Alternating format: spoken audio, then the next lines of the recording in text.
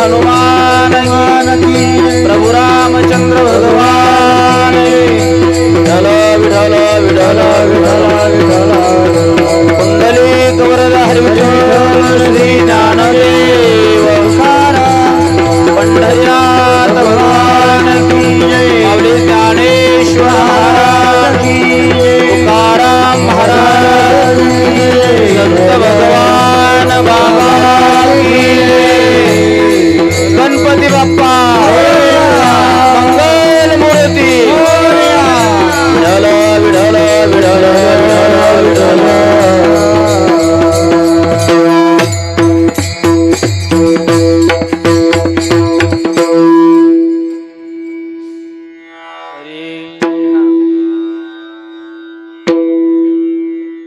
उपजला प्राणी न राहे संसारी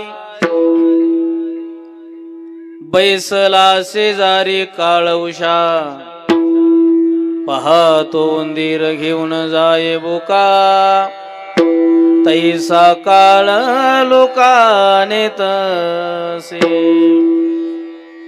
खाटकाच्या घरी आजा पुत्र पाहे कसायाची गाय वाचे कैसी पाहतो उंदीर घेऊन जाये बोका तैसा काळ लोकाने तसे तुका म्हणे काही करा काढा काढी जाती ऐसी घडी पुन्हा नाही पाहतो उंदीर घेऊन जाये बोका तैसा काळ लोकाने तसे समचरण सरोजम सांद्र नीलांबुदाभम जगन्नीत पाणी मंडनम मंडनानाम तरुण तुलसी माला कंदनम कंदनेत्रम सदैधवलासम विठ्ठलम चिंतयामि पांडुरंगा करू प्रथम नमन दुसरे चरण संताजिया दुसरे चरण संताजिया पांडुरंगा करू दुसरे चरण संताजिया दुसरे चरण संताजिया त्यांच्या कृपादाने कथेचा विस्तार त्यांच्या कृपादाने कथेचा विस्तार त्यांच्या कृपादाने कथेचा विस्तार त्यांच्या कृपादाने कथेचा विस्तार त्यांच्या कृपादाने कथेचा विस्तार बाबाजी सद्गुरु दास तुका बाबाजी सद्गुरु दास तुका त्यांच्या कृपादाने कथेचा विस्तार बाबाजी सद्गुरु दास तुका बाबाजी सद्गुरु दास तुका ओम नमो ज्ञानेश्वरा करुणाकरा दयाळा तुमचा अनुग्रह लादलो पावन झालो चराचरी नमो सद्गुरु तुकया ज्ञानदीपा नमो सद्गुरु सच्चिदानंद रूपा माईक वाले दादा हा आवाज जो रिटर्न येतो ना कमी कर दादा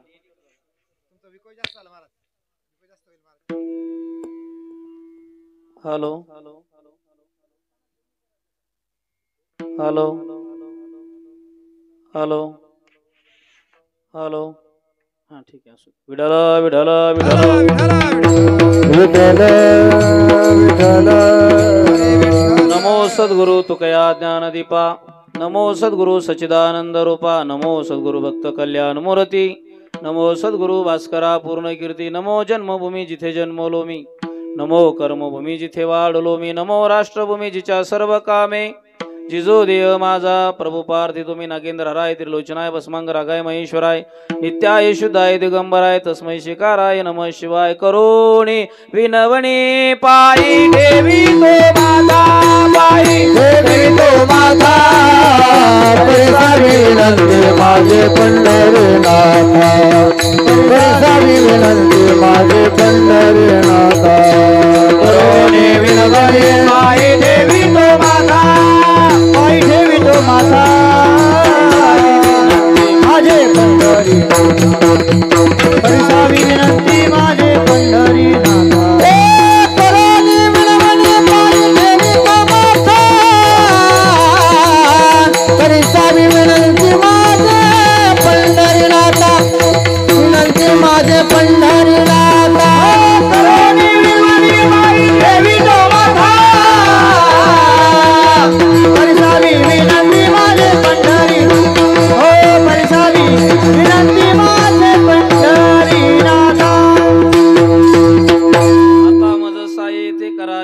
तुझी गे सेवा सकळ गोवा गोणी उपजला प्राणी नरा हे संसारी. आवाज द्या थोडा आणि माझ्या माईकला थोडा कडक करा, ट्रबल द्या. उपजला प्राणी नरा हे संसारी बैसला शेजारी काळवशा पाहतो उंदीर घेऊन जाय बोका तैसा काळ लोकाने तसे. प्रस्तुत प्राप्त स्थळी प्राप्त प्रसंगी कीर्तन रूपी सेवे करता निवडलेला अभंग अखिल कोट ब्रह्मांड नायक पंढरीश पांडुरंग परमात्मा. या पांडुरंग परमात्माचे एकनिष्ठ भक्त असणारे श्रीमंत श्री जगद्गुरु जगदवंदनीय वैराग्याचे मूर्तिमंत पुतळे ज्यांनी 5वा वेद निर्माण केला छत्रपती शिवाजी महाराजांचे गुरु जगद्गुरु तुकोबराय आणि तुकोबरायांच्या गाथ्यातील 4 कडव्याचा उपदेशपर प्रकरणातील अभंग आज आपल्या समोर सेवे करता निवडलेला आहे. विठाला विठाला अभंग तुकोबरायांचा आहे, तुकोबरायांच्या गाथ्यातील आहे आणि अभंग 4 कडव्यांचा आहे. या अभंगाच्या माध्यमातून तुकोबराय सांगतात या ठिकाणी आल्यानंतर प्रत्येक जीवाला जावं लागणार आहे, इथं कोणीही अमर नाही. मग जावं लागणार आहे तर जात असताना ज्याच्या त्याच्या कर्मगतीनुसार ज्याला त्याला यम नेणार. कसा नेणार त्याचं उदाहरण तुकोबराय या अभंगामध्ये देत आहेत. हो, मग त्याच्यासाठी तुम्हाला संगती संतांची पाहिजे. चांगल्या संतांची सहवास लाभल्यानंतर काय होईल त्याचं उदाहरण तुकोबराय देत आहेत. आजा मेळ्याचं उदाहरण दिलेलं आहे. मग तुकोबराय सांगतात या ठिकाणी आलात ना आपल्या मनातील पाप विकार दूर करा, काढून टाका, शुद्ध विचार आपल्या मनामध्ये ग्रहण करा, असा या अभंगाचा सरळ सरळ धावता भावार्थ मी आपल्या समोर मांडलेला आहे. विठाला विठाला विठाला विठाला विठाला. अभंगावरती चिंतन करण्यापूर्वी परिहार देणं आवश्यक असतो. तो असा मौजे देवपूळ या ठिकाणी चालू असलेला अखंड हरिनाम सप्ताह वर्ष 56 आणि हा अखंड हरिनाम सप्ताह फिरता हो की नाही, फिरता अखंड हरिनाम सप्ताह. त्या अनुषंगाने देवपूळच्या ग्रामस्थांना या ठिकाणी हा त्यांच्याकडे यावर्षी हा सप्ताह आलेला आहे. त्या माध्यमातून अखंड हरिनाम सप्ताहाच्या माध्यमातून संत महंताचा आशीर्वाद आणि या कार्यक्रमासाठी जे मार्गदर्शन तत्व आहे आमचे आदरणीय श्री हरिभक्तपरायण जायभाई महाराज, आव्हाळे महाराज, समस्त ग्रामस्थ मंडळी सर्वांचं या ठिकाणी मार्गदर्शन पाठिंबा आणि त्या माध्यमातून महाराजांचं मार्गदर्शन हा सुंदर प्रकाराचा अखंड हरिनाम सप्ताह या ठिकाणी चालू आहे. विठाला विठाला आणि आजच्या 3ऱ्या दिवसाची सेवा, तिसराच आहे ना, 3ऱ्या दिवसाची सेवा माझ्याकडे आलेली आहे. इथं येण्याचं कारण कमी करा ऐकू थोडं. आमचे बाजीराव दादा ताठे संभाजीनगर म्हणजे गावातलेच आहेत, संभाजीनगरला शहरामध्ये राहतात. फार वर्षापासूनचा परिचय, परंतु 2-3 महिन्यापूर्वी त्यांनी शहरामध्ये कार्यक्रम ऐकला, कीर्तन ऐकलं आणि पुनश्च एकदा फोन केला आणि त्या माध्यमातून येण्याचा हा योग आला. विठाला विठाला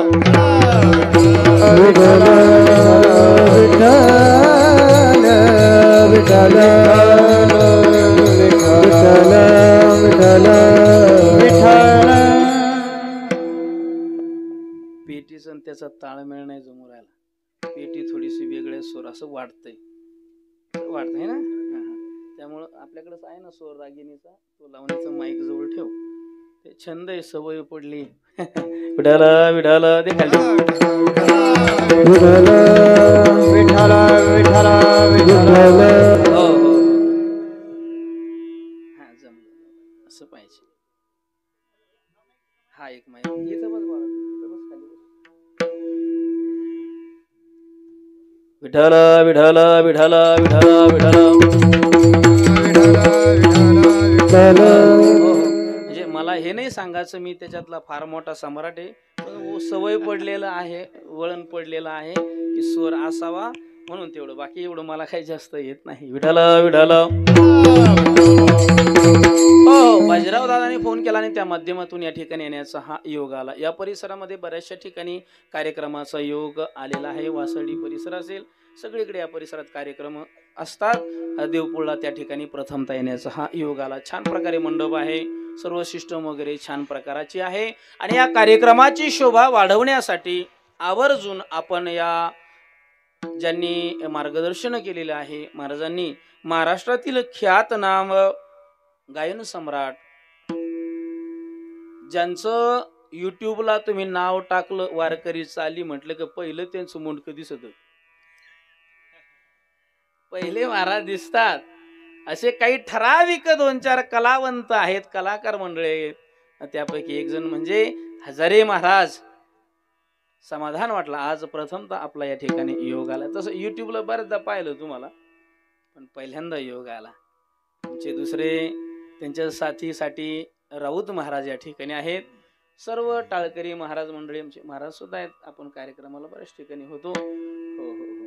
इकडचे वारकरी महाराज मंडळी, तुमचे प्रवीण महाराज आहेत, तुमचे दुसरे गजानन महाराज आहेत. आपण तुमच्या गावाला पण होतो. आणि आमचे फार जुने मित्र भेटले, कैलास महाराज, बरोबर आहे ना. आणि या ठिकाणी मृदंग वाजवण्यासाठी बोराडे महाराज या ठिकाणी आहेत. छान प्रकारे त्यांचा हात आहे. मी अगोदर तेच काम केले. मी अगोदर माझा विषय वाजवण्याचा होता. महाराज बोराडे महाराज लय महाराज लोक वाजिले म्या, म्हणजे आपले त्यांचे कीर्तन बरं. हा, त्या तब्येतीने अंदाज घ्या तुम्ही. आणि गंभीरतेने बसू नका, फ्रेश बसा, निवांत, डोक्यातून टेन्शन काढून टाका. जाऊ द्या घराकडच्या बकऱ्या क्वाकऱ्या ढोर वासर वाडे बिडे जाऊ द्या तिकडं, फ्रेश बसा. या ठिकाणी आलात ना, मग कीर्तन करायचं कशासाठी, कीर्तन ऐकायचं कशासाठी, भगवान परमात्मा पुढे यायचं कशासाठी. मनातील शुद्धता होत नसेल तर तुम्ही लाख कीर्तन ऐका, काही उपयोगाचं नाही. विठ्ठल विठ्ठल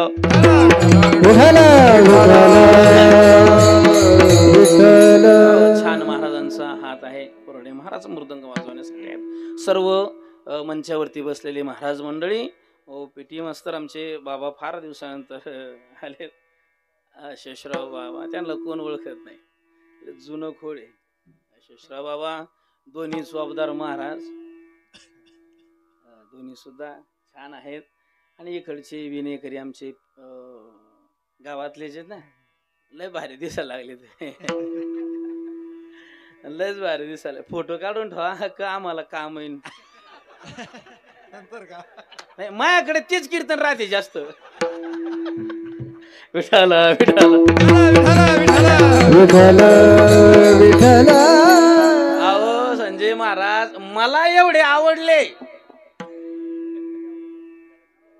किती आवडत असं कोणाला.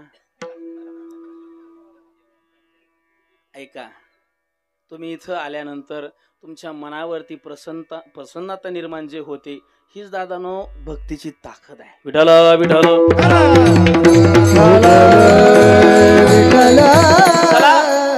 सुंदर संशिष्टी मंडप वगैरे. अभंग निवडलेला आहे तुकोबरायांचा. तुकोबरायांच्या गाथ्यातील अभंग 4 कडव्यांचा आहे. 3 महत्वाचे मुद्दे दादानो. अभंगाचा भावार्थ एकदम सरळ आपल्या कानावरती येईल, कानापर्यंत पोहोचला पण असेल. जसं तुम्ही वाचलं ऐकलं लगेच लक्षात येतं, परंतु एवढा सोपा नाही. तुकोबाराला या अभंगाच्या माध्यमातून काय सांगायचंय दादानो, ऐका. संताला या ठिकाणी संत येतात, देवाला आणावं लागतं आणि तुम्हाला आम्हाला यावंच लागतं. देवाला आणावं लागतं, संत येतात, तुम्हाला आम्हाला या ठिकाणी यावंच लागतं. ज्या ज्या वेळेस या भूतलावरती अंधकार वाढल्या जातो, पाप वाढल्या जातो आणि पापाचा भार झाला, भजन बंद पडले जातात, कीर्तन बंद पडले जातात, नामस्मरण बंद पडले जातो.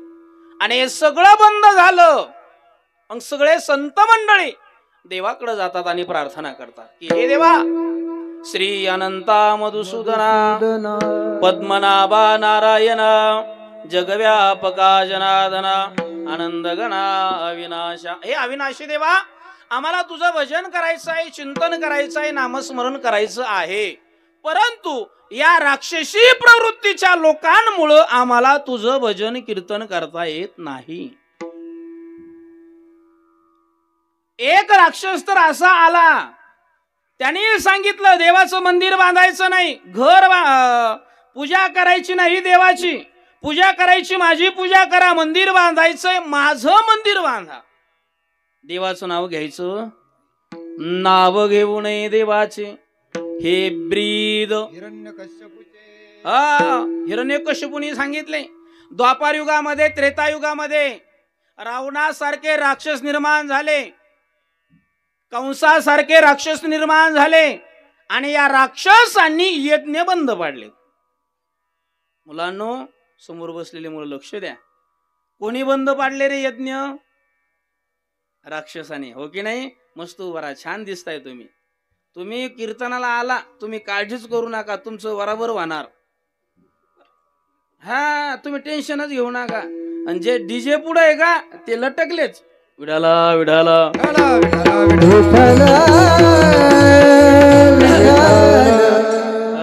म्हणे, छान आहेत, छान आहेत.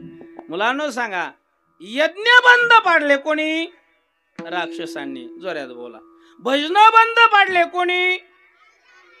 राक्षसांनी. गावगावचे हरिपाठ बंद पाडले कोणा? हा, गावगावचे काकडे बंद पाडले कोणा? किती हुशार आहे महाराज मुलं बघा. मी सांगितलं का उत्तर? हे द्वापार युगाचं त्रेतायुगाचं चाललं बरं का. राक्षसाने हे बंद पाडलं आणि मग सगळे संत मंडळी सांगतात, देवा हा जन्म आम्हाला मिळालाय आणि या जन्मामध्ये येऊन जर तुझं भजन घडत नसेल तर देवा आमचा जन्म वायाला जाईल. कारण याच देई घडे देवा आणि काय ज्ञान नाही आणि कहे ज्ञान नाही कोठे आणि कहे ज्ञान नाही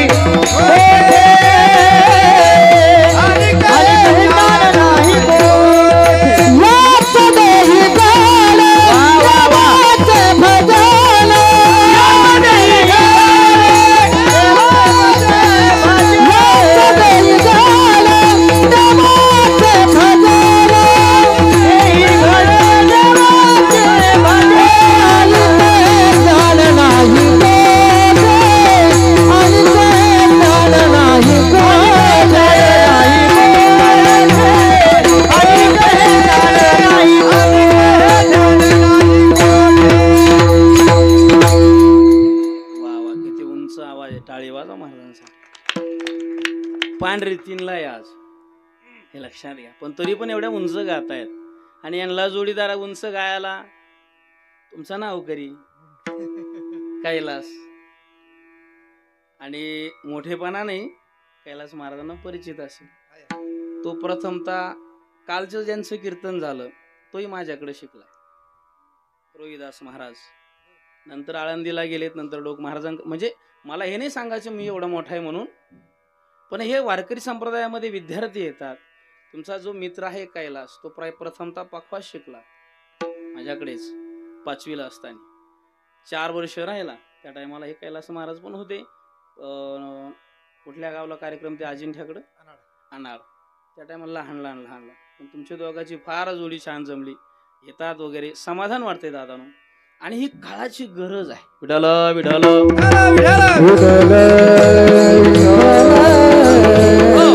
महाराजांनी सुंदर प्रमाण दिलं. याच देई घडे देवाचे भजन आणि कहे ज्ञान नाही कुठे कुठंच हे ज्ञान मिळत नाही. मग आमचा जन्म वायाला जाईल. त्यावेळेस भगवान परमात्मा अवताराला आला. देव आला का आणलं देवाला?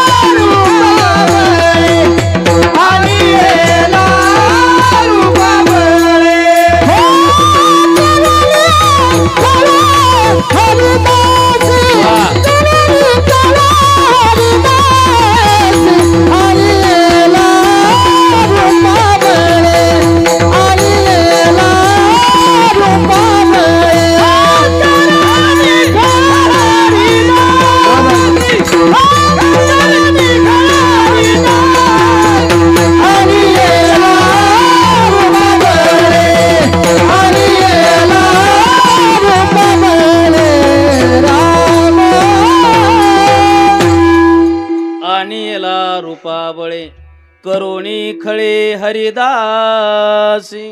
हो, त्या देवाला आणावं लागतं, देव मनाने येत नाही. देव त्या ठिकाणी आला. पहिला मुद्दा कळाला. संत येतात कशासाठी? बुडत हे जन न देखवे डोळा येतो कळवळा. म्हणून या परिसरामध्ये एक संत होऊन गेलेत नरहरी महाराज.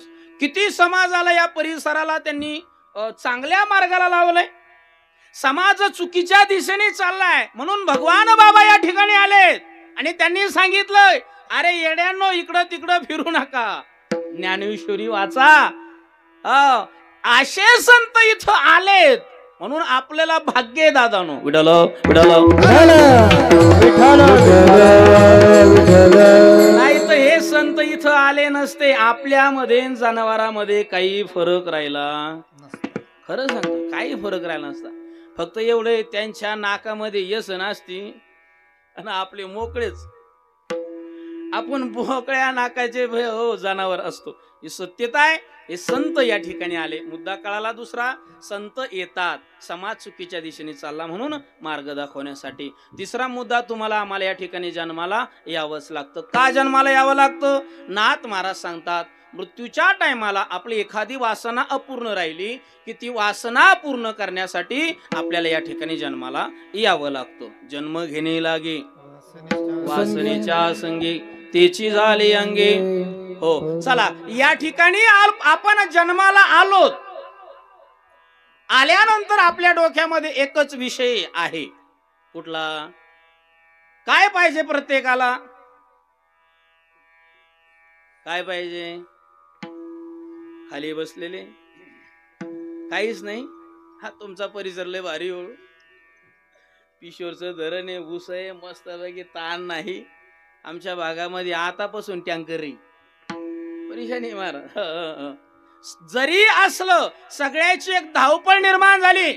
आपल्याला हे पाहिजे ते पाहिजे. लहान मुलगा असेल त्याला वाटतं मोठं झालं पाहिजे, गाडी घेतली पाहिजे. मोठा झाला त्याला वाटतं कॉलेजला आपले 4 व्हीलर मिळाली पाहिजे. मोठा झाला, तरुण वयात आला, नंतर अपेक्षा निर्माण झाली, बायको भेटली पाहिजे. भेटना.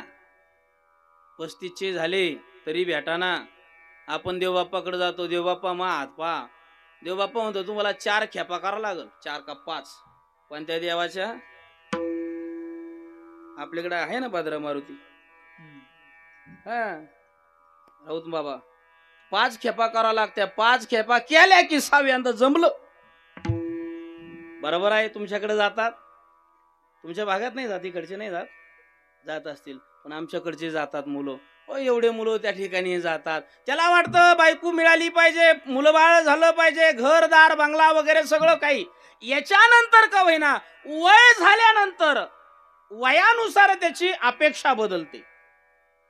वय झालंय आणि त्याला माहिती आहे आता वय झाल्यानंतर आपण काय होणार, मरणार. आणि तुम्हाला पण माहिती आहे सगळे मरणार आहे.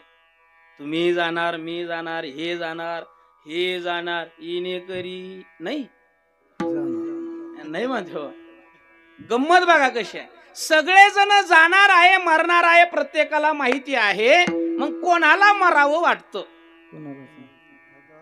ए बाबा, मरा वाटतं नाही. मरा वाटतं पेटी मास्तर नाही. मग इथं राहणार आहे का? मरावं वाटत नाही आणि मेल्याशिवाय पर्याय नाही. आणि तुका मारायला असे साधक लोक भेटले. अहो, एखादा सरणावर झोपलेला आहे आणि वरती गेला तो, समजा सरणावर त्याला पेटवायचंय आणि वरती तो जोऱ्या जोऱ्यात ओरडायला लागला. यमनगरीमध्ये जोऱ्या जोऱ्यात ओरडायला लागला आणि ओरडत असताना यमाने सांगितलं, खरं का ओरडतो?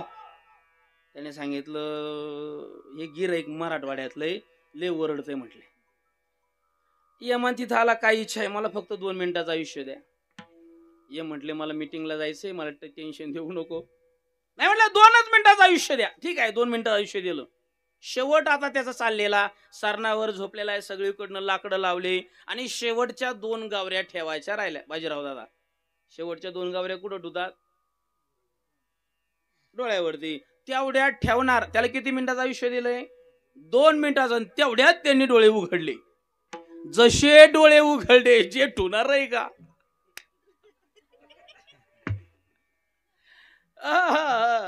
जे पळालं त्याने म्हातारं उठलं बा. त्याने बा टेन्शन घेऊ नका, पळापळी करू नका, मला जास्त वेळ नाही. मग तात्या बोला, काय इच्छा आहे? एकच करा, संभाजीनगरचा प्लॉट विकून टाका, शहरातलं घरदार विकून टाका, वावर विकून टाका, पण मला मरू देऊ.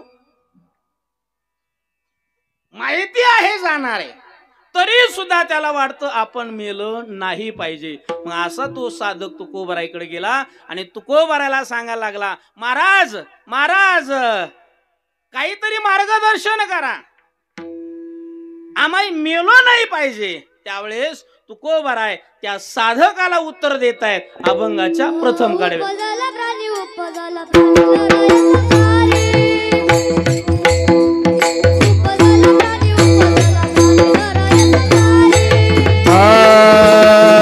उपजला प्राणी उपजला प्राणी नराय संसारी. उपजला प्राणी उपजला प्राणी नराय संसारी.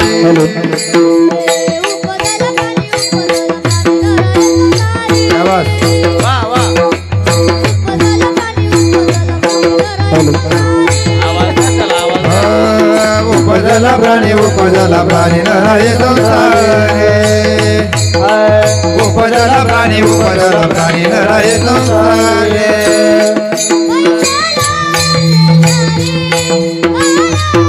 दुसराच माईक वाढवताय तुम्ही.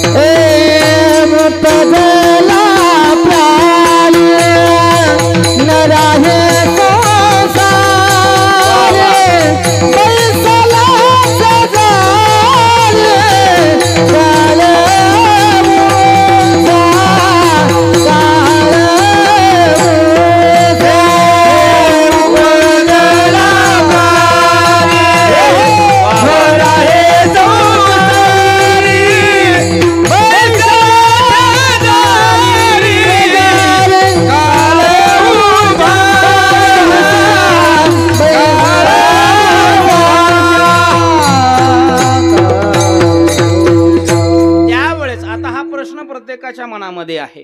मराव वाटत नाही, मेल्याशिवाय पर्याय नाही. मग त्याला सांगितलं महाराजाने, बघ मेल्याशिवाय पर्याय नाही, मरणार आहे. उपजला प्राणी, मनुष्य नाही म्हटलं तुकोबर आहे, प्राणी म्हणजे सगळे जीव त्या ठिकाणी आले. आणि कशामुळं?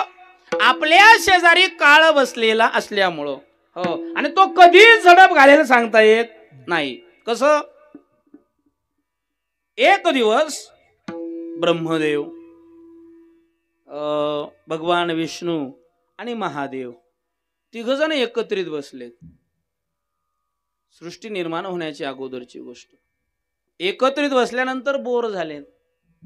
कोण? तिन्ही देव बोर झाले आणि म्हटले, आपण बोर झालो, आपल्या समोर काहीतरी मनोरंजन. हे तुमच्या डोक्यात येईल मनोरंजन, ते नाही बरं. मग बसल्या बसल्या ब्रह्मदेवाने एक पुतळा तयार केला. असं वावरामध्ये आपण लावतो ना, काय म्हणतात त्याला इकडे? बुजगावणं, है की नाही? बुजगावणं तयार केलं. कोणी तयार केलं? बोलत जा. ब्रह्मदेवाने. ब्रह्मदेवाने ते बुजगावणं तयार केलं, परंतु ते हलत नाही, डुलत नाही, काही नाही. भगवान विष्णू म्हणतात, लक्ष द्या म्हणजे कळेल.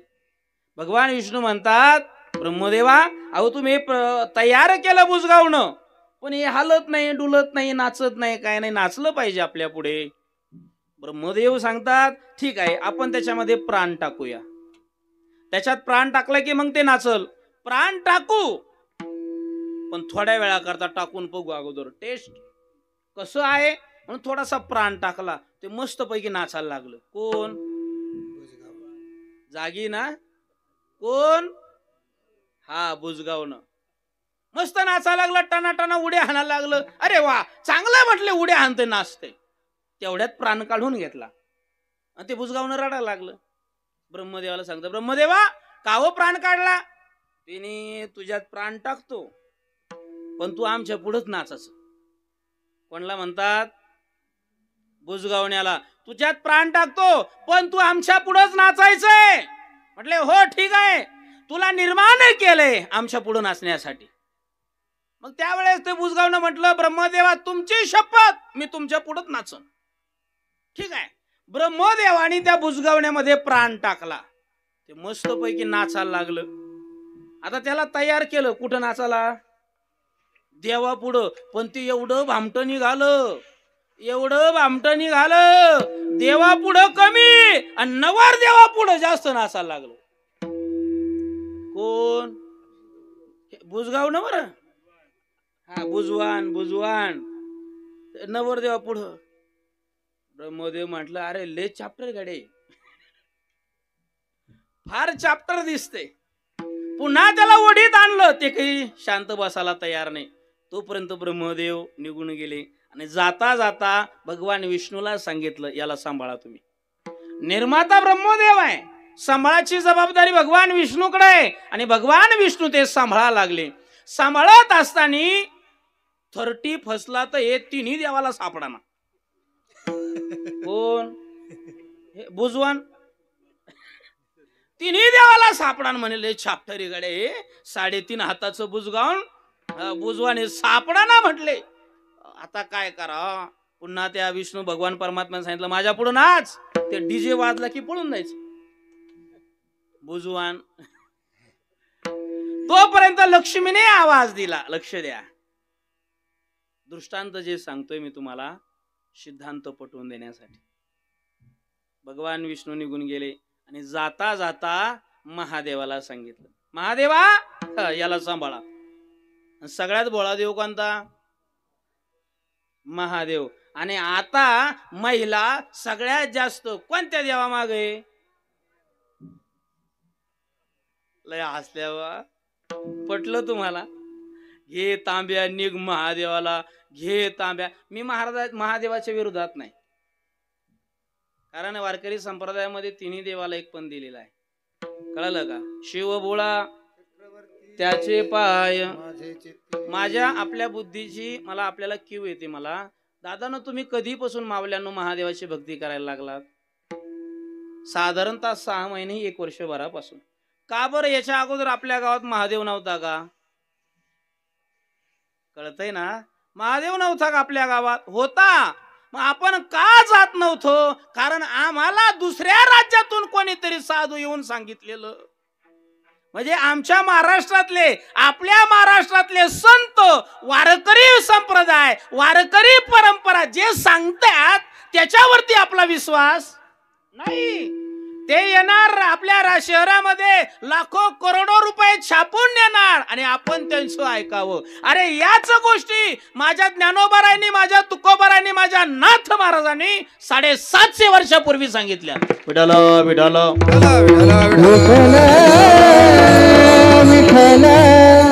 एका जनार्दनी. त्या देवाला जर तुम्ही शरण जासाल, नाथ महाराज सांगतात, तयान बाधी. हे 750 वर्षापूर्वी आपण सकाळी उठलो की घे तांब्या, चालले महादेवाला. घरचा महादेव म्हणतो पार्वतीला, अय पार्वती मला एक घोटभर चहा बने बरं. अय पार्वती अगं एक घोट चहा बनव. काय पडा, मी चालले महादेवाला. घरचा महादेव चहाने मेला. कैलास बाबा दूध काढू काढू परेशान, शेण उचलू उचलू मेला. ही सत्यता आहे. कळलं?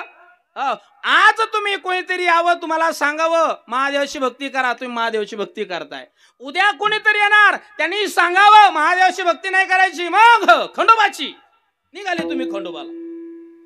सत्वर. नंतर सांगावं एखाद्या देवीची भक्ती करा, निघाले देवी माग. सत्वर पावगे मला भवानी आई. ही आपली सांगावी ऐकणारी भक्ती आहे. आणि वारकरी संप्रदायामध्ये याला थारा विठ्ठल विठ्ठल आपण कुठून बाजूला गेलो होतो? सगळ्यात भोळा कोण? महादेव सगळ्यात भोळा. आणि महादेवाला सांगितलं, महादेवा याला सांभाळा नाही तर याचा शेवट करा. बघा, निर्माता ब्रह्मदेव आहे, सांभाळण्याची जबाबदारी विष्णूकडं आणि शेवट करण्याची जबाबदारी महादेवाकडं. हो, महादेवाने सांगितलं मी तपश्चर्या करू, ध्यानाला बसू का या बुजगावण्याला सांभाळत बसू? हे काही शांत बसाना, नुसतं उड्या आणायचं, कुणीकडं नाचायचं, बुंदी दिसलं की पळायचं. हे बुजगावणं ते काही शांत बसायला तयार नाही. महादेवाने या दोन्ही देवाला बोलवलं, तिघ एकत्रित बसले आणि सांगितले या बुजगावण्याची व्यवस्था करा. ठीक आहे म्हटले ब्रह्मदेवा, कारण एक बुजगावणं नाही असं एक एक तयार होत होतो. ब्रह्मदेवा हे बुजगावणं थांबवा, याचं बटन बंद करा. ब्रह्मदेवाने सांगितलं याचं ऑन करायचं बटन मला माहितीये, पण बंद करायचं बटन माझ्या काही लक्षात. पण हे एक एक एक एक बुजगावणं म्हणजे जीवात्मा, एक एक एक एक जीव तयार व्हायला लागला. याला थांबवणार कोण? मग तिघांनी मिळून एक लोक तयार केलं, त्या लोकाचं नाव यम लोक. आणि त्याचा अध्यक्ष केला यम. आणि यमाला सांगितलं, यम महाराज या बुजगावण्याला खाली जाऊन द्यायचं, नाचून द्यायचं, नाचलं की वरती आणायचं, बॅटरी टाकायची, पुन्हा नाचून द्यायचं. कोणाला? हा, यम म्हटलं मी कोणा माग पळू? मला जर सुशांत महाराजाला जर शोधायचं असेल आणि मी जर आफ्रिकेच्या जंगलात गेलो, सापडतील का? मला कुठे यावं लागणार? त्यांना पायाला देवपुळाच यावं लागेल ना, चालू कीर्तनामध्ये. मग काय करावं? मग यमाने एक आयडिया लावली. यम म्हटला जसं लाईट लावण्यासाठी दोन वायरीची गरज असते. कुठली कुठली? एक आर्थिंग आणि एक करंट. ही करंट आहे, हे बुजगावणं म्हणजे करंट आहे. आणि याच्या सोबत यमाचा दूत आपल्या संग आर्थिंगच्या रूपाने आलेला आहे, आर्थिंगच्या रूपाने आपल्या सोबत आलेला आहे. जसा जीव तयार झाला त्या जीवासोबत यमाचा दूत आलेला आहे. एवढे दूत तयार झालेत यमाचे. हो, आणि आपण चालायला लागले की आपल्या संग चालतो कोण? यम, यमाचा दूत. आपण बसलो की आपल्या शेजारी बसतो, आपण जेवायला लागलो की आपल्याकडे तोंडाकडे बघतो, आणि आपणच झोपलो की आपल्या उशाला येऊन बसतो. येऊन या काळ बैसलासे उषा. आणि मग त्यावेळेस तुकोबर आहे त्या साधकाला सांगतात आपलं पुण्य संपलं की तो वाट पाहतोय कशाची? घडी घडी काळ. अजून किती आहे अवकाश, अजून किती आहे अवकाश, अजून किती आहे अवकाश, अजून किती आहे अवकाश. घडी घडी काळ वाट याची पाहे, अजून किती आहे अवकाश, अजून किती आहे अवकाश. घडी काळ वाट याची पाहे, अजून किती आहे अवकाश, अजून किती आहे अवकाश, अवकाश. त्या साधकाला तुकोबराय सांगतात अरे तू जरी किती म्हटला जायचं नाही जायचं नाही, तुझ्या सोबत जो येऊन बसलेला आहे तो तुला उचलणार. कधी उचलेल सांगता येत नाही. उपजला प्राणी नर आहे संसारी. का बरं? बैसला शेजारी काळ उषा. आपल्या शेजारी काळ बसलेला आहे आणि काळाला फक्त नामस्मरणच ताकद आहे. नामस्मरण केलं ना ते जवळ बसत नाही, असं लांब लांब लांब लांब राहत. जिथं भजन चालू आहे कीर्तन चालू आहे ते मंडपामध्ये सुद्धा येत नाही, मंडपाच्या बाहेर. नका जाऊ तया गावा नामधारकाच्या शिवा, नका जाऊ तया गावा नामधारकाच्या शिवा, नका जाऊ तया गावा नामधारकाच्या शिवा, नका जाऊ तया गावा नामधारकाच्या शिवा. तुझ्या चरणावर कीर्ती फिरा भोवती,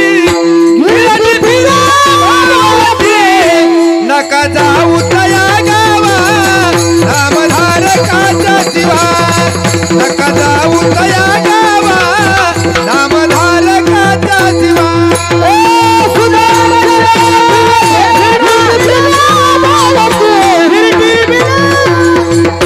नका जाऊ तया गावा नामधारकाच्या शिवा नका जाऊ तया गावा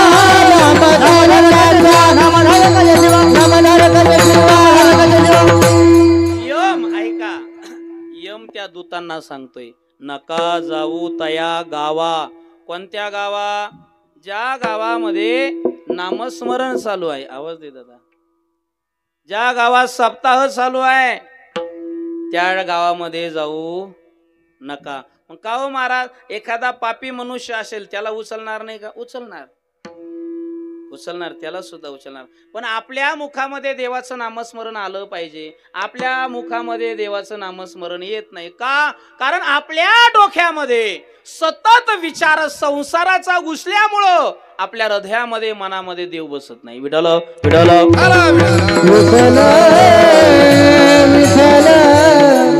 अरे आपल्या डोक्यामध्ये हृदयामध्ये सतत भगवान परमात्म्याचं नामस्मरण पाहिजे.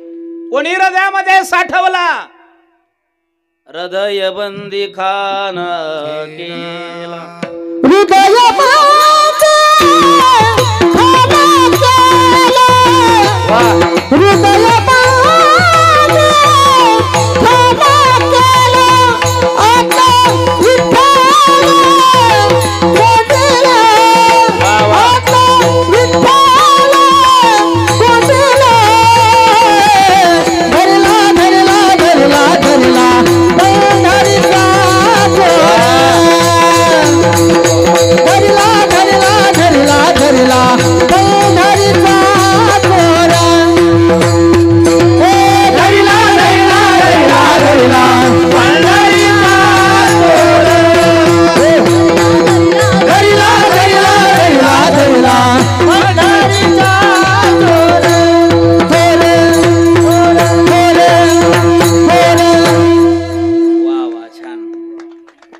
काढली महाराजांनी.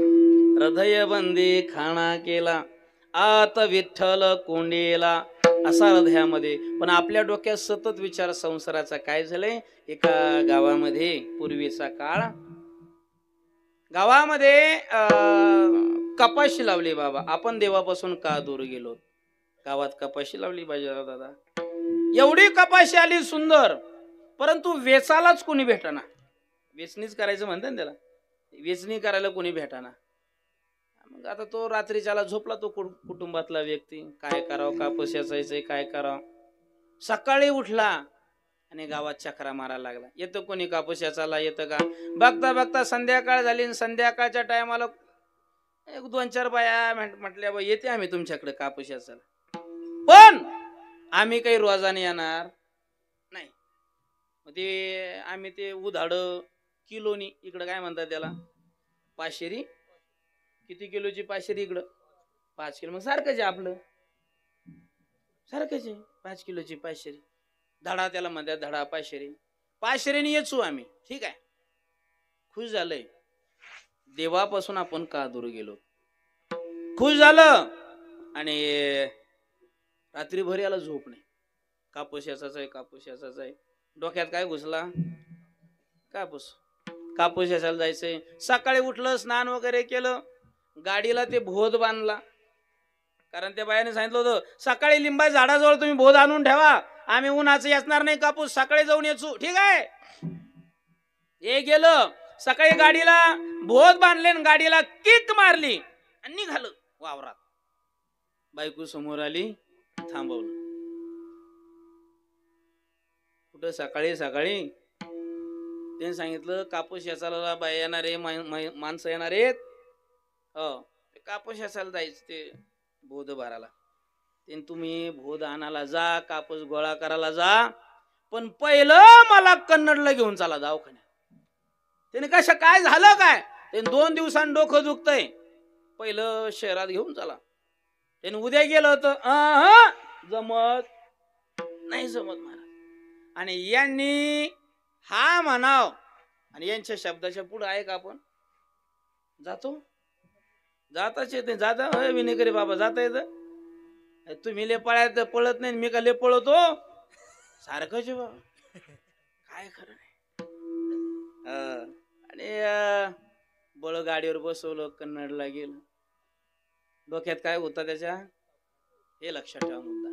डोक्यात कापूस त्याच्या काही लक्ष लागा ना ते दवाखान्यात कसा बसा नंबर लावला निघालं घराकडं येता येता त्याच्या गाडीतलं पेट्रोल जसं पेट्रोल संपलं आजूक तापलं. आणि एकदम रोडवरती तर काही पेट्रोल राहत नाही असं ते आलं असं आतमध्ये जावं लागतं. कन्नड वरतून आलं आणि रोडवर त्यांनी बाईकला उभं केलं. थांब म्हणे इथे मी पेट्रोल टाकून येतो. आणि 90% लोक पेट्रोल भरायला गेल्यानंतर बायकोला कुठं उभं करतात. बोराडे महाराज तू मला नाही माहित आहे झालं माहिती नाही अजूक नाही ना फक्त पेट्रोल पाहिलं अजूक नाही. बरे दादा ते आलं रोडवरती बायकोला उभं केलं.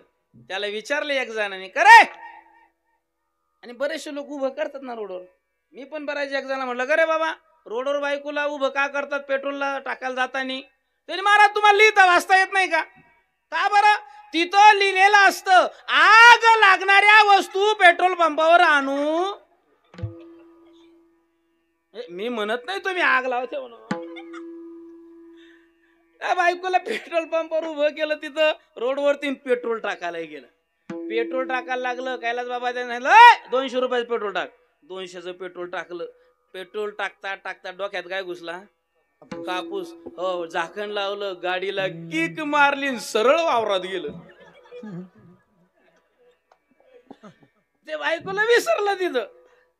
वावरात गेलं भोत भरले तोपर्यंत झापड पडली.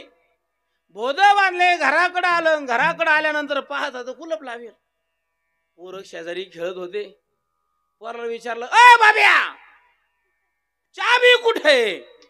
आणि मम्मीकडं. मम्मी कुठे.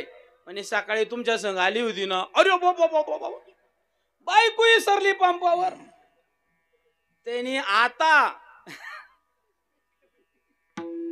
काही खरं नाही आणायला जावं लागतं. गाडी वळिली तोपर्यंत 17 किलोमीटर देवी पायी आली. देवी पक्की तापलेली. हा जातानी सरस्वती ती येतानी दादानो कालिका देवीचाच अवतार घेतला. त्यांनी पाहिलं आता देवी तापलेली आहे. आता आरती केल्याशिवाय संजय महाराज संध्याकाळी काही प्रसाद नाही. आणि मग त्यानं आरती म्हटली देवीची. कशी ऐका. हरी जय देव जय माझी बायको तुझे जे सांगते ते मी ऐको. तू माझी आई मी त्वा बापिया. दृष्टांत संपला. सिद्धांत ऐका. दोघांचे काय झाले भांडण झाले. भांडणाचं कारण काय ऐका ना दादानो. भांडणाचं कारण काय पत्नीला तिथं विसरला.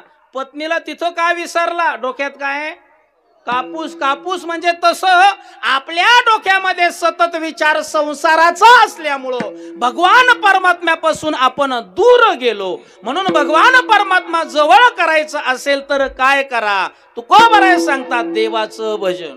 देवाचं भजन केल्यानंतर काय होतं. घेता नाम विठोबाचे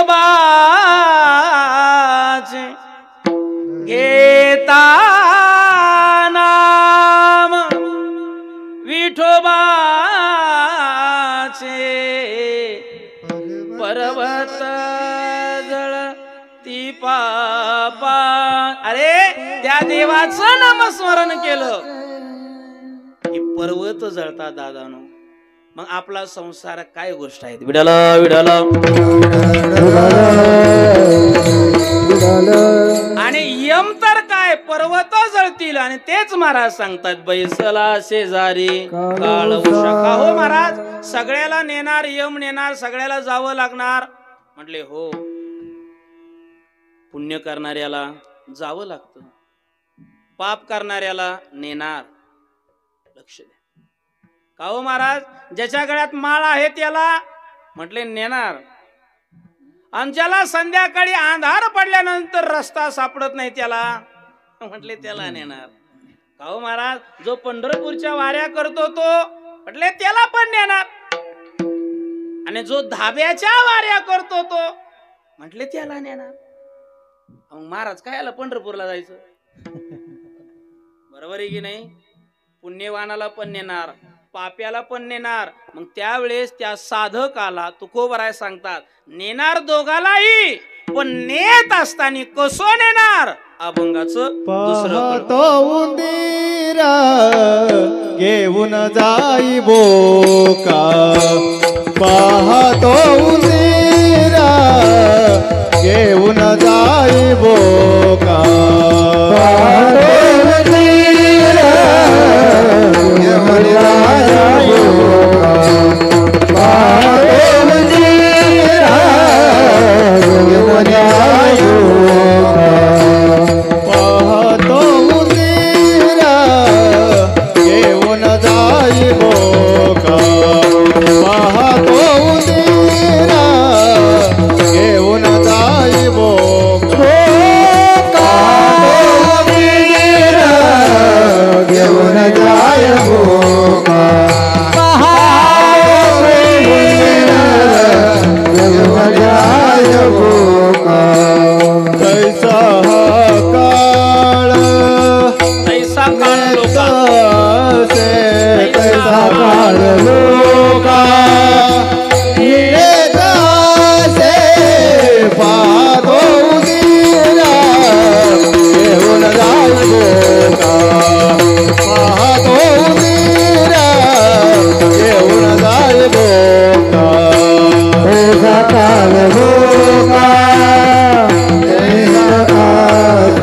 तैसा काळ लोका, नेता से पाहतो उंदीरा घेऊन जाई बोका, पाहतो उंदीरा घेऊन जाई बोका.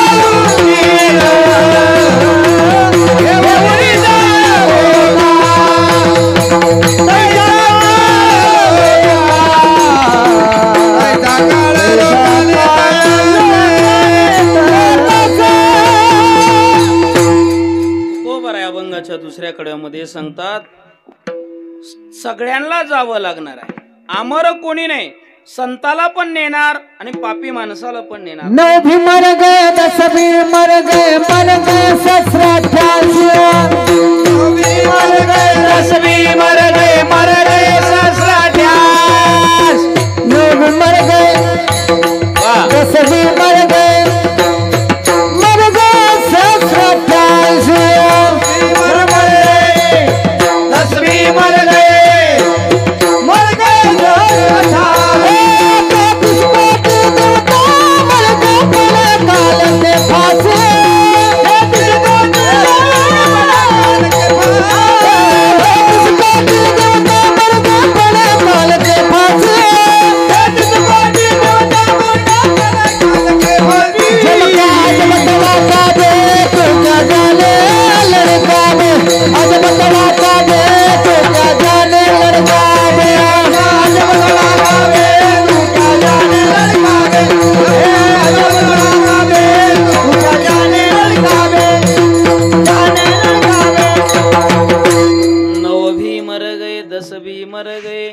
मर गए 17-88, 33 कोटी देवता मर गए, सगळे जाणार. मग का हो महाराज, मग कशासाठी भजन करायचं? त्यावेळेस तुकोबराय सांगतात, ऐका, मांजर असते, मांजर, मांजर पिल्लांना जन्म दिल्यानंतर त्या पिल्लांना एका ठिकाणी ठेवत नाही, फिरवते ना ते घर.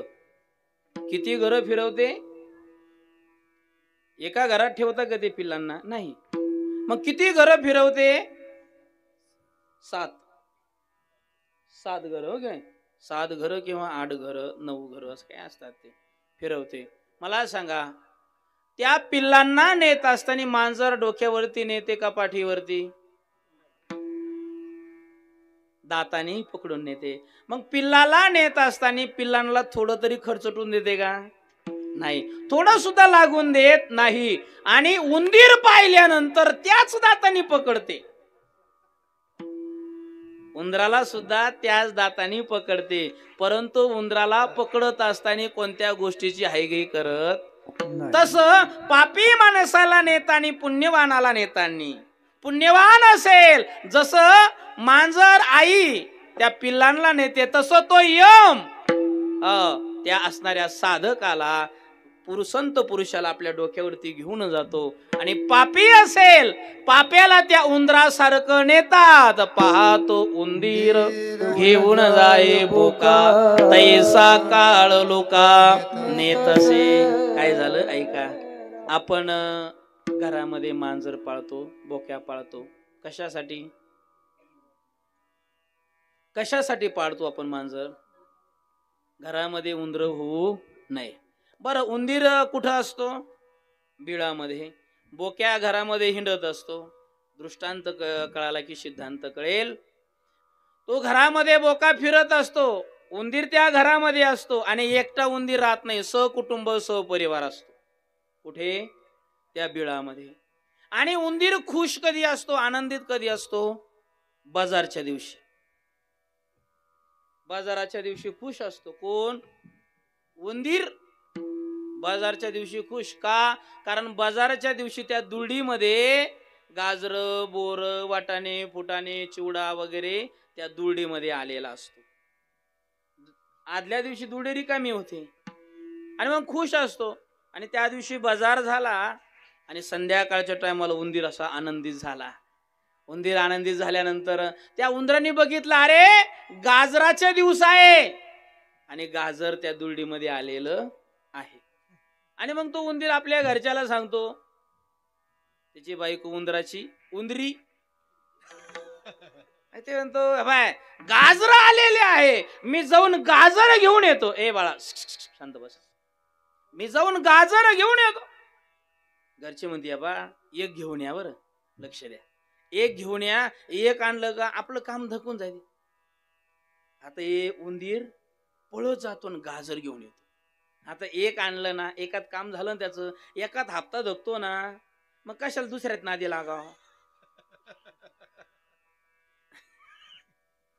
तुम्हाला कळालं पाहिजे माझी भाषा.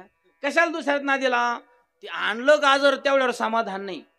मग उंदरी म्हणते, बा बस झालं, एक झालं, आता ना आणू. नाही नाही, मला कोणी पाहत नाही. टपकन जातो दुसरं एक घेऊन येतो. उंदीर ते म्हणते, बस झालं. अरे कुठं माझ्याकडे बोक्याचं लक्ष नाही, कोणाचं लक्ष नाही. आता जातो आणि घेऊन येतो. पुन्हा पळत जातो. याला कोण पाहतं? उंदराला. बोक्या पाहत राहतो.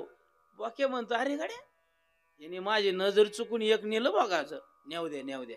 नेलं असं एखादं काना डोळा करतो. बोक्या जाऊ दे, नेलं असं. पण ती ऐकत नाही उंदीर. पुन्हा दुसरं गाजर घेऊन जातो. दुसरं नेलं की मग याला राग येतो. कोणाला? बोक्याला. बोक्या म्हणतो, बर बर बेट्या, 2 नेले का तू? हा थांब, तू ये आता. आणि आता घरातली उंदरी म्हणते, बा आता 2 झाले, आता बस, आता तिसरं बस झाले 2, आता काय लागत? पण ती ऐकतच नाही. नाही नाही, मी आणतोच. पुन्हा पळत जातो आणि तिसरं घेऊन येतो. आता बोक्या तळपायाची आग मस्त खात जाते. मग घरचे म्हणते, बा आता 3 झालेत, आता 3 गाजरा झालेत, आता 3 मजली झालेत, आता 4थ्या मजल्याचं आपलं. 4थ्या गाजराच्या नादी. कळालं ना तुम्हाला? 4थ्या गाजराच्या नादी लागू. तरी पण आपण वर चाल. सिद्धांत कळाला पाहिजे तुम्हाला.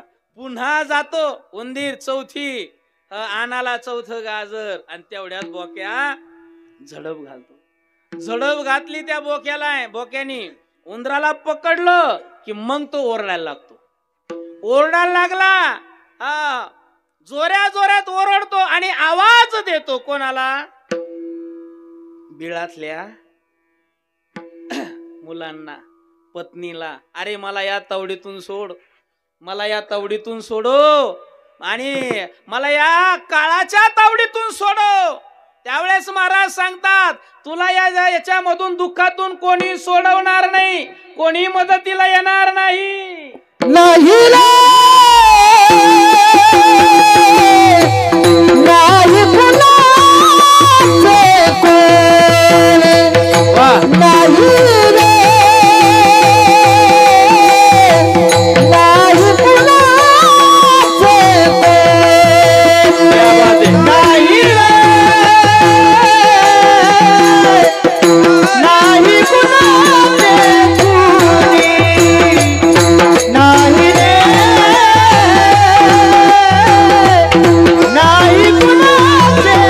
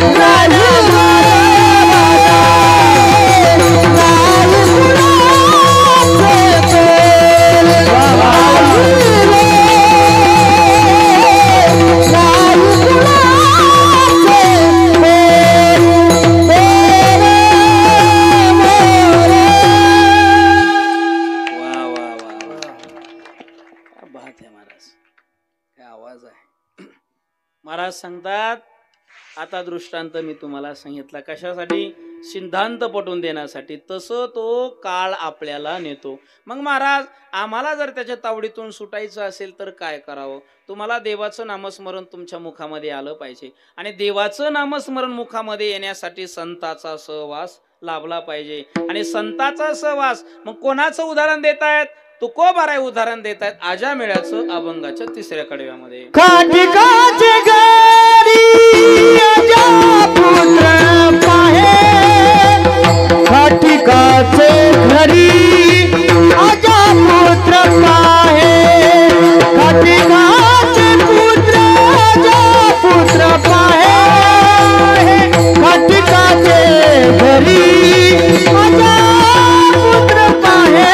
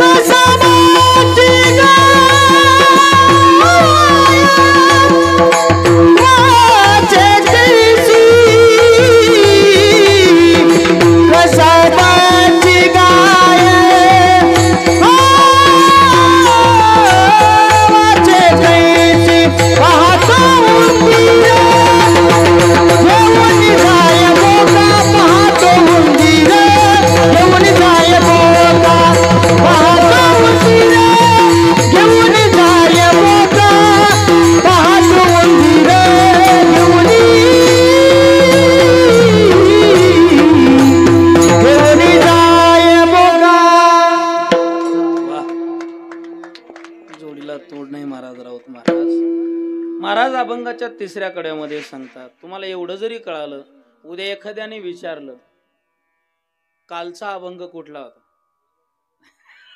तुमच्या सहज लक्षात येईल कोणाचा होता, उंदराचा आणि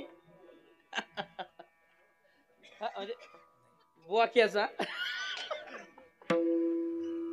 ते म्हटले बोक्याचा. एवढं जरी लक्षात आलं तरी सिद्धांत कळेल. ऐका ना, संताचा सहवास लागल्यानंतर काय होतं? संताचा सहवास लागल्यानंतर डोंगराची सुद्धा पूजा होते. तो भंडारा डोंगर आहे. संताचा सहवास लाभल्यानंतर दगड्याची पूजा होते, खांबाची पूजा होते. तो खांब नेवास आहे. संताचा सहवास लाभल्यानंतर गडाची पूजा होते. तो गड म्हणजे आमचा भगवान बाबांचा गड आहे. हा संतांचे सहवास. आज जा त्या ठिकाणी किती साधक लोक त्या ठिकाणी शिकतायत. हा सहवास कोणाचा? पूर्वीच्या काळामध्ये त्या डोंगरावरती डाकू लोक सोनं वाटायचे असं मी ऐकलेलं बरं का. म्हणजे कोणी जर चोरी केली तर त्या डोंगराच्या पायथ्या जोडायचे ते वाटण्या करायची. असं डाकू लोक तिकडं राहायचे. परंतु आज त्या डोंगराला भगवान बाबाचा स्पर्श झाल्यामुळं साधक लोक त्या ठिकाणाहून तयार होत आहेत. ही साधक तयार होत आहेत, ही ताकद कोणाची? तर भगवान बाबाची.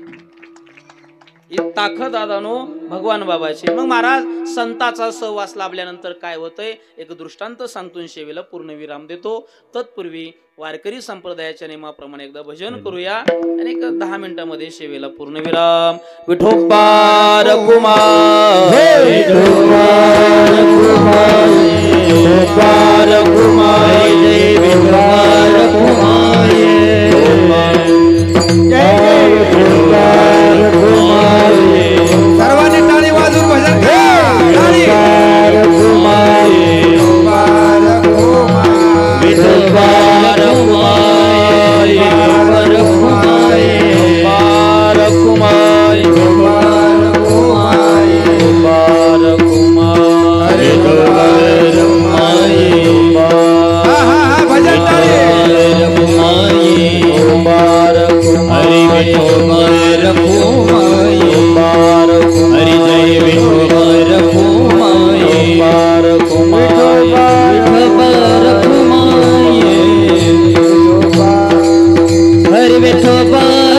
भजन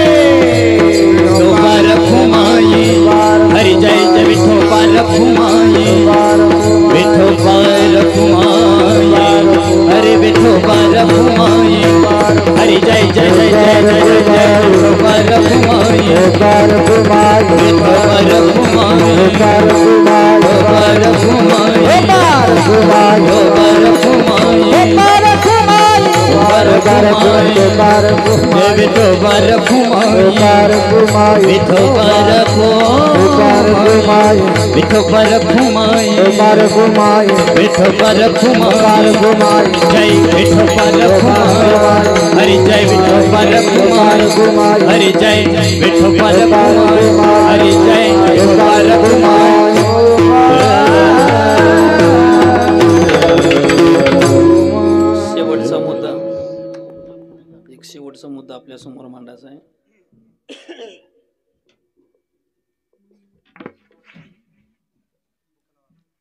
संतांचा सहवास लाभल्यानंतर काय होतं? एका गावामध्ये एका मुलींचं लग्न झालं. मुलीचं लग्न झालं आणि पूर्वीचा काळ ती मुलगी सासरी नांदण्यासाठी गेली. संतांच्या सहवासाचा ताकद काय! भगवान परमात्मा आपल्या जीवनातील दुःख कसे दूर करतो? संतांच्या सहवासामुळे. सासरी गेल्यानंतर पूर्वीच्या काळामध्ये नवीन नवीन त्या सुनेला गावामध्ये फिरून देत नसायचे. जुन्या म्हाताऱ्या होत्या त्यांना माहिती. सुनबाईला सांगायचे बा गावात हिंडू नको, पलीकडच्या गल्लीला जाऊ नको, ते अमुक अमुक म्हातारीला तर अजिबात बोलू नको. तिला भेटली ज्या ज्या नव्या सुना तिला भेटल्या की 8 दिवसातच घर फुटलं. मग त्या सुनानी कोणासोबत बोलू नये म्हणून तिच्या संग लहान मुलगी म्हणजे त्या सुनेची नणन तिच्यासोबत पाठवायची. आता सुनबाई मोठी असायची, नणन छोटी, पण सुनेला त्या नंदेला मोठेपणा द्यावा लागायचा. आहो जाऊ बोलायला लागायचो. सून लहान, चालता येत नाही, पायात पाय गुतवतो, पण तिला म्हणावं लागायचं अक्का ताई छान आहे बरं, तुम्ही छान चालता. आणि पक्की एकणी, पक्की येडी. कोण? ती ननन. पाहती एकीकडं आणि चालती एकीकडं, पण तिला मोठेपणा नाही. अक्का ताई फार छान आहे.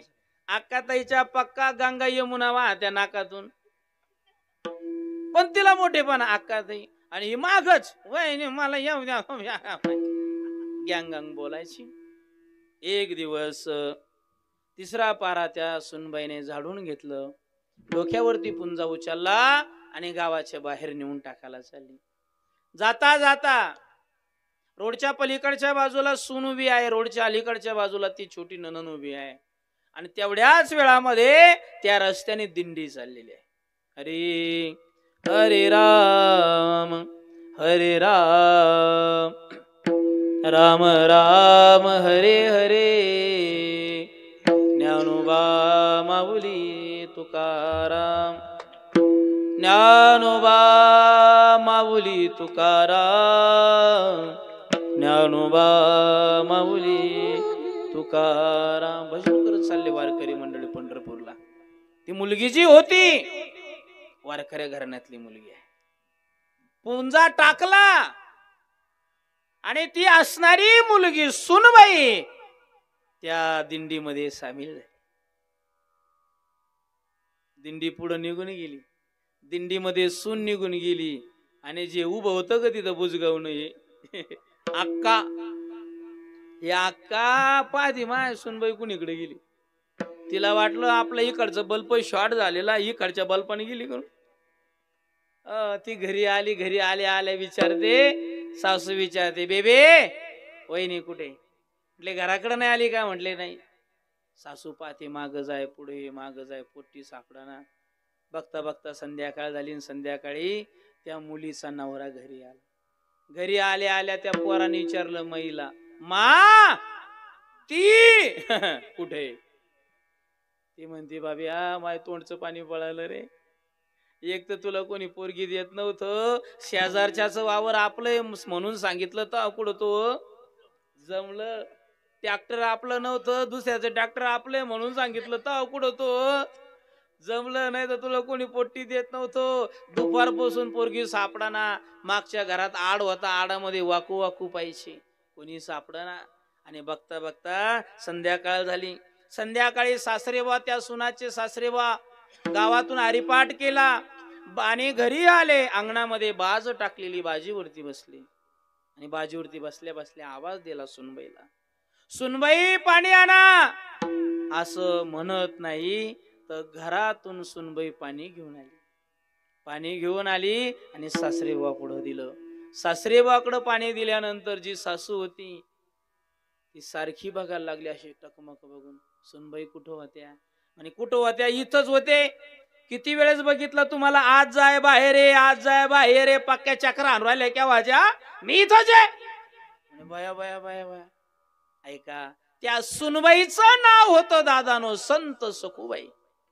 ऐका ना, संताचा सहवास लाभल्यानंतर काय होतो, त्या संताचं नाव होतं संत सखूबाई. खरी सखू दादांनो संतासोबत कुठे गेली? पंढरपूरला गेली. तिथं गेल्यानंतर वाळवंटामध्ये नाचायला लागली, नामदेवरायांच्या कीर्तनामध्ये नाचायला लागली, वारकऱ्यांसोबत दिंडीमध्ये पावली खेळायला लागली. हे बघितलं माझ्या पांडुरंग परमात्म्याने. आणि पांडुरंग परमात्म्याने बघितल्यानंतर पांडुरंगाला दया आली. अरे मुलीची अजून हळद सुद्धा फिटली नाही आणि हळद न फिटता पोरगी पंढरपूरला आली. खरी सखू पंढरपूरला आहे, खरी सखू पंढरपूरला आहे. आणि डुप्लिकेट सखू पांडुरंग परमात्मा सखूच्या घरी गेला. बघता बघता 1 महिना निघून गेला. ऐका दादा, 1 महिना निघून गेल्यानंतर 1 महिना निघून गेल्यानंतर खरी सखू परतीला आली, परतीचा प्रवास करत आली. घरी आल्यानंतर खरी सखू घरी आली. पांडुरंग परमात्माच्या रूपातली सखू पंढरपूरला गेली. 1.25 महिना निघून गेल्यानंतर त्या खऱ्या सखूच्या पोटामध्ये 1 महिन्याचा गर्भ वाढायला लागला. सखू कुठे गेलती? पंढरपूरला. मग 1 महिन्याचा गर्भ आला कुठून? त्यावेळेस ती सखू पांडुरंग परमात्मा पुढे आली. लक्ष द्या, मंदिरासमोर उभी राहिली. लक्ष द्या, लक्ष द्या माझ्याकडे. समोर उभी राहिली आणि पांडुरंग परमात्माला सांगायला लागली, हे देवा, मी 1 महिना झाला पंढरपूरला गेले होते रे बाबा. कधी परपुरुषाकडे मी वाईट नजर नाही टाकली देवा. माझ्यापेक्षा मोठा असेल ना, मी त्याच्याकडे देव वडिलासारखं बघितलं रे देवा. देवा, माझ्यापेक्षा लहान असेल, मी लहान भावासारखं त्याच्याकडे बघितलंय. माझ्या वयाचा असेल माझा भाऊ म्हणून मी त्याच्याकडे बघितलंय. देवा, मी मनाने सुद्धा पाप केलं नाही रे. मग देवा, हा गर्भ आला कुठून सांग ना. तुम्ही शुद्ध अंतःकरणापासून त्या देवाची भक्ती करा. देव महाराज येतोच तुमच्या संकटाला धावून. हा माझा अनुभव आहे. मी काय कॅसेट ऐकून कीर्तनकार झालेलो नाही. 10-15 वर्ष आळंदीला साधना केली. त्या माऊलीच्या ज्ञानोबारायच्या समाधीचं दर्शन घडलं, इंद्राणीचं स्नान घडलं. त्या ताकदीमुळं, त्या ज्ञानोबारायच्या समाधीच्या सहवासामुळं दादानो आमच्या सारखे दगड, या दगडाला रूप आलं फक्त समाधीच्या दर्शनामुळं. ही ताकद आहे महाराज संतांच्या सहवासाची. ही सत्यता आहे. नाही तर आमची पात्रता नाही महाराज आपल्या समोर एवढं कीर्तन करण्याची. पण संतांचा सहवास. देवा सांग, हा गर्भ आला कुठून? बराच वेळ झालाय, बोलतोय देव, सखू बोलते, पण मूर्तीमधून काही प्रतिक्रिया नाही.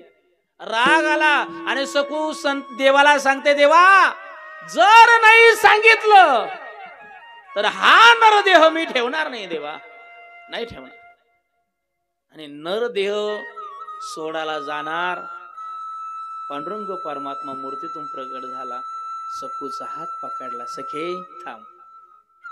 देवा, आलास का रे? हो देवा, मनाने सुद्धा पाप केलं नाही रे देवा मी. मग हा 1 महिन्याचा गर्भ आला कुठून? देवाच्या डोळ्यात पाणी आलं. सखे, अगं तुझ्या अंगाची हळद सुद्धा फिटली नव्हती रे. हो देवा. तू पंढरपूरला आली? हो, पण त्या सासूला चांगलं वाटेल. सखे, तुझ्या अंगाची हळद फिटली नाही. तू पंढरपूरला वारकऱ्याच्या सहवासात आली. कोणत्या नवऱ्याला चांगलं वाटन? बरोबर आहे देवा. तुझ्या अंगाची हळद पिटली नाही पोरी, आणि तू पंढरपूरला आली. दिंडीमध्ये उड्या मारायला लागली, हरिपाठात नाचायला लागली, वारकऱ्याच्या सहवासामध्ये. कोणत्या सासऱ्याला चांगलं वाटल? काय करू देवा, कसे मी पंढरपूरला आले मला कळालं नाही. देवा, हा गर्भ आला कुठून?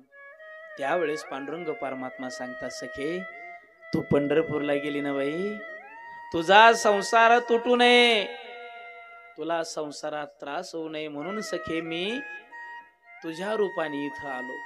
देवा, तू माझं रूप धारण करून घरी आला? म्हटले हो. देवा, 1 महिना तू घरचं काम केलंस? म्हटले हो. देवा, तू माझ्या रूपामध्ये सासरेबाचे पाये दाबले? हो सखू, दाबले. देवा, तू सासूबाईचे पाये दाबलेस?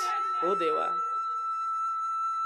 सखे, देवा, तू आमच्या सासरेबाईचे कपडे धुतले? हो. सासूबाईचे लुगडं धुतले? हो. घरातलं शेण सडा सामर्जन केलं? म्हटले हो, सगळं काम केलं. देवा, हा गर्भ कुठून आला? त्यावेळेस देव सांगायला लागले, सखे, एक दिवस तुझ्या पतीच्या मनामध्ये वासना निर्माण झाली का? देव बघा ना किती कृपाळू, काय काम करतो भक्तासाठी. 1 दिवस सखे तुझ्या पतीच्या मनामध्ये वासना निर्माण झाली, आणि ती वासना पूर्ण करण्यासाठी सखे मला तिथं थांबावं लागलं, आणि त्यामुळं हा 1 महिन्याचा गर्भ तुझ्या पोटामध्ये वाढतोय. सकू ढसा ढसा देवाच्या पायाला मिठी मारली. देवा, तू काय केलं रे? एका भक्तासाठी, एका नामस्मरण करणाऱ्या सर्वसामान्य महिलेसाठी, भक्तासाठी तू एवढं खालच्या लेवलचं काम केलं. आणि तुकोबर आहे तेच सांगतात, तुम्हाला जर असं वाटत असेल आपल्या जीवनातलं दुःख दूर करा, भगवान परमात्मा तुम्हाला जवळ करेल. तेच तुकोबराय सांगतात. आजा मेळ्याचं उदाहरण या ठिकाणी दिलेलं आहे. काटकाच्या घरी आजा पुत्र पाहे, कसा याची गाय वाचे कैशी, तुका म्हणे काही करा काढा काढी, जाताय सिगडी पुन्हा नाही, पाहतो बुंदीर घेऊन जाये बोका, तैसा काळ लोकाने तसे. अभंगाचा भावार्थ आपल्या समोर मांडला. कीर्तनाची वेळ संपुष्टात आली. 2 मिनिटं बाकी. 2 मिनिटांमध्ये जाता जाता एक प्रार्थना आहे.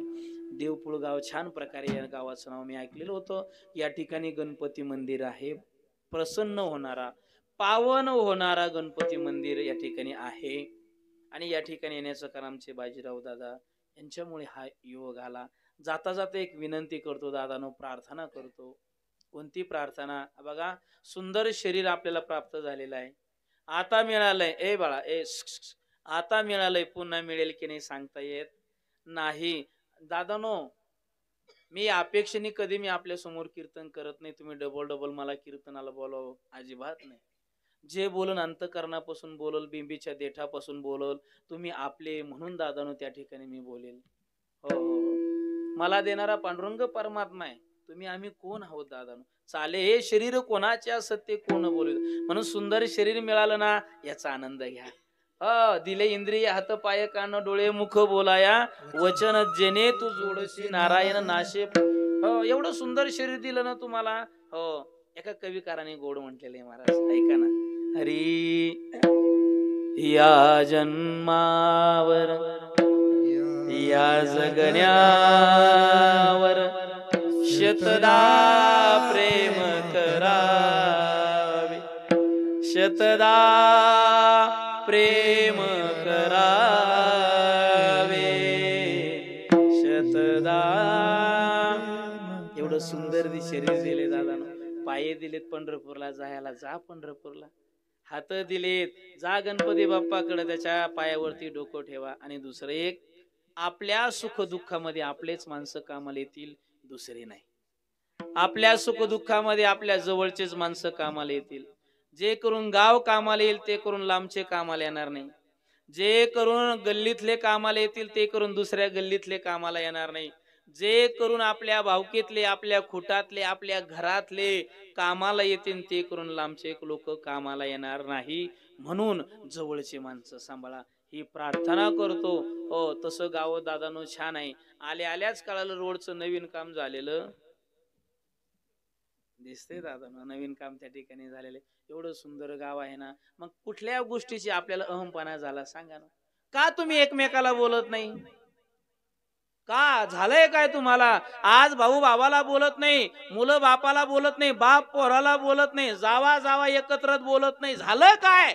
अरे 5-50 लाखाची गाडी आपल्याकडे आले म्हणून आपण फार मोठे सम्राट झालो.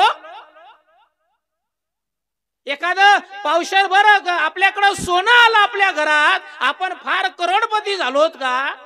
अरे रावणाच्या घराच्या विटा सोन्याच्या होत्या, काय गथुड बांधून नेलं नाही रावणाने, आणि तुम्ही आम्ही काही घेऊन जाणार नाही.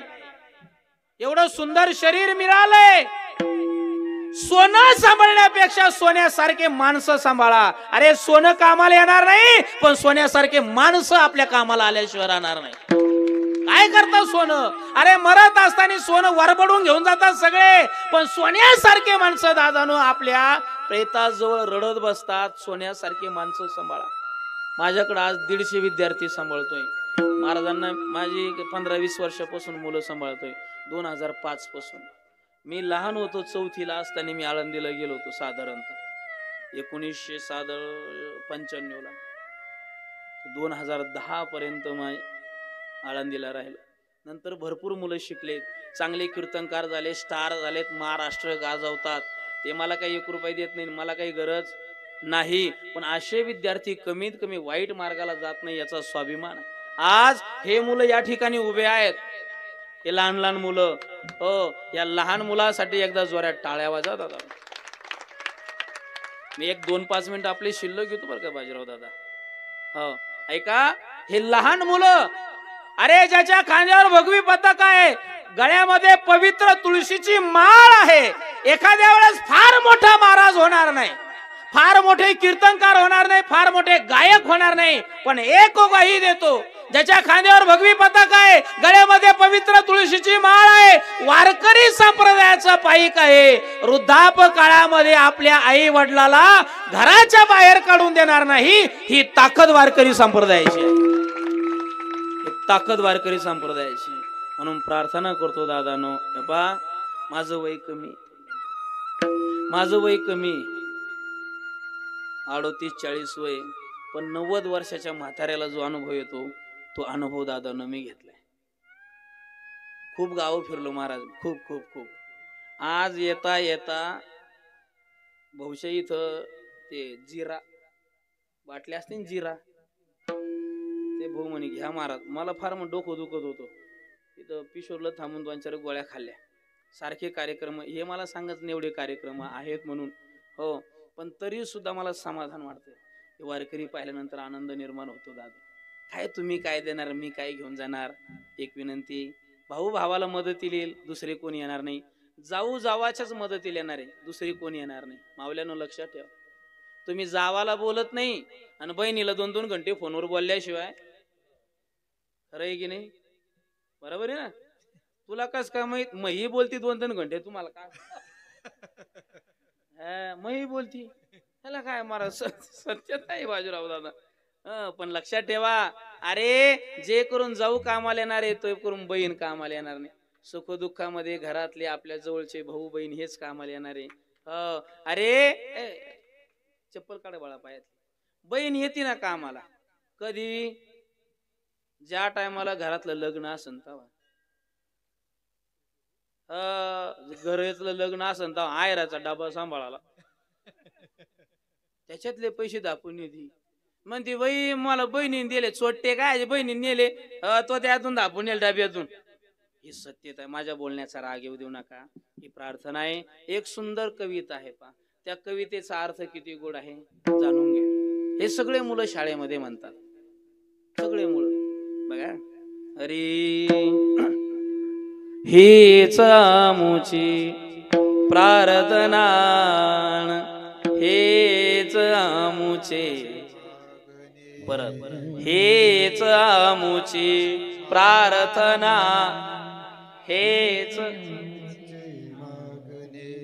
मानसाने मानसाशी. म्हणतोय पण अर्थ काय ऐका, म्हणतोय पण अर्थ काय. माणसाने माणसाशी माणसासम वागतो का माणसासारखं आपण? पुढं आता, धर्म जाती प्रांत भाषा द्वेष सारे संपू दे, एक निष्ठा एक आशा एक रंगी रंगू दे, अन पुन्हा पसरो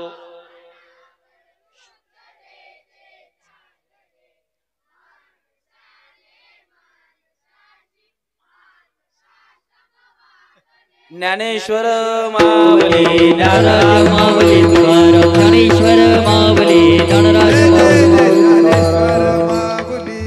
अभंगाचा भावार्थ आपल्या समोर मांडला. या अभंगाचा असाच भावार्थ आहे असं माझं मत नाही. साधू संतांचा आशीर्वाद लागला, अभंगावरती चिंतन करण्याचा प्रयत्न केला.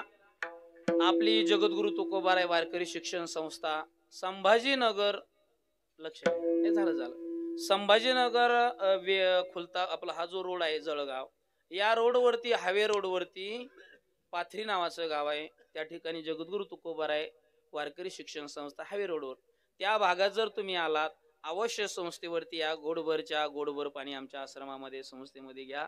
ही प्रार्थना सगळ्यांच्या चरणी करूया. तुमचे पाय आमच्या आश्रमाला लागू द्या, ही प्रार्थना सगळ्या चरणी करतो. गणपती बाप्पा पावतो, नवसाचा गणपती, त्या गणपती बाप्पाला एक नवस करतो. गणपती बाप्पा जोपर्यंत या शरीरामध्ये प्राण आहे, गणपती बाप्पाला नवस, जोपर्यंत या शरीरामध्ये प्राण आहे तोपर्यंत या शरीरामध्ये वाईट विकार येऊ देऊ नको, हीच मागणी त्या देवाकडे गणपती बाप्पाकडे करतोय. आजच्या दिवशी मागणी मागतोय, तुमच्या सर्वांचं कल्याण व्हावं, हाच नवस त्या गणपती बाप्पाकडे मागतोय. हाच नवस असणाऱ्या भगवान बाबाकडे त्या ठिकाणी मागूया. इथं येण्याचं कारण आमचे आदरणीय बाजीराव दादा यांच्यामुळे या ठिकाणी येण्याचा योग आला. गावचे सरपंच त्यांचे बंधू आहेत, ते स्वतः कोण आहेत, चेअरमन आहेत. छान गावामध्ये त्या ठिकाणी कार्यक्रम वगैरे त्या ठिकाणी करतात. आणि दादांचे जे सरपंच